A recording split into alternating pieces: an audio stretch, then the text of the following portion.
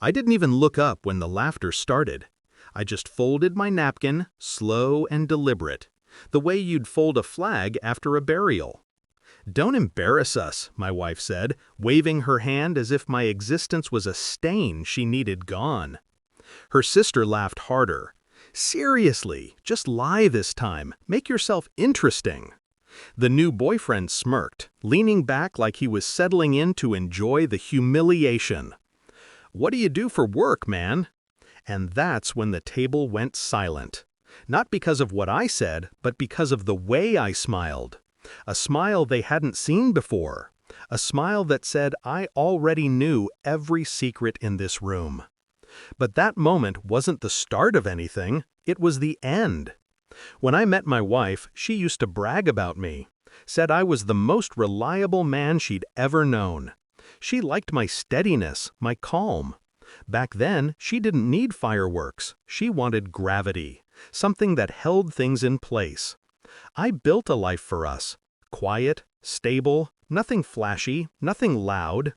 And maybe that was my mistake. Some people get addicted to chaos. She was one of them.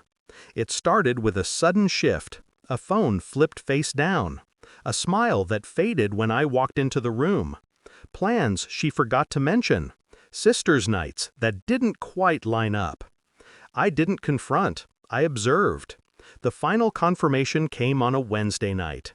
She stepped into the shower, and her phone buzzed with a preview. "I can't wait until he's out of the picture. You deserve better." From her sister. The same sister now laughing at this dinner table. And another message from an unsaved number. "Tell him soon, I want you free." Not just betrayal, collusion. But I didn't break anything. Not the phone, not the silence, not myself. I only broke my attachment. And then I started planning. Emotion clouds judgment. I couldn't afford that. So I moved with patience. Cold, clean patience.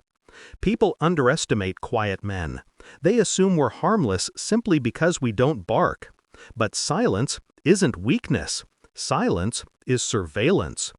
I audited everything. Bank accounts, business records, shared property. While she was busy rehearsing her new life, I was building my exit. Legally, methodically, with precision she could never match. She wanted excitement? She was about to get the biggest shock of her life. First move, my job. They always mocked it because they didn't understand it. They assumed consultant meant unemployed. They never asked what type. I didn't volunteer the information. Second move, the house. I bought it before the marriage, in my name alone. She never read the papers she signed. She trusted me back then. Third move, the accounts. The joint one was emptied, legally, because every dollar in it came from me. Her personal account? Let's just say the transfers she made to her sister for emergencies became very interesting to my lawyer. And the final move? I filed for divorce. Quietly. 3 days before this dinner. She didn't know yet. Not until tonight. So when her sister's boyfriend asked what I do for work, and the whole table leaned in like they were waiting for the circus act, I smiled. I'm a forensic financial investigator. The boyfriend froze. My wife's fork stopped mid-air. Her sister's laugh died in her throat. I continued, calm as ever. I specialize in tracking questionable transfers, hidden accounts, and financial collusion between family members. Their faces drained of color. And this week, I added, placing an envelope on the table, I wrapped up a very interesting case. My wife snatched the envelope. Her hands shook as she read the petition for divorce, followed by the financial report. Every message, every transfer, every lie, organized in clean, undeniable detail. Her sister snatched her own copy. Her mouth fell open when she saw her name under the section labeled Complicit Party. The boyfriend leaned back like he wanted out of the room entirely. My wife whispered, You planned this?" "No," I said. "You did." I stood up, buttoned my jacket, and set my napkin down. "You tried to replace me," I said quietly, "before you understood who I actually was." I turned to her sister, and you helped her. Bold choice. I looked around the table. No need to stare at me anymore. I'm done playing the harmless one.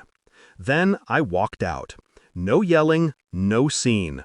Just the sharp, echoing silence of people realizing the trap wasn't sprung on them. They walked into it themselves. Now, months later, when people ask why I seem lighter, calmer, almost reborn, I tell them the truth. There's nothing more liberating than being underestimated, right until the moment you stop pretending you don't notice.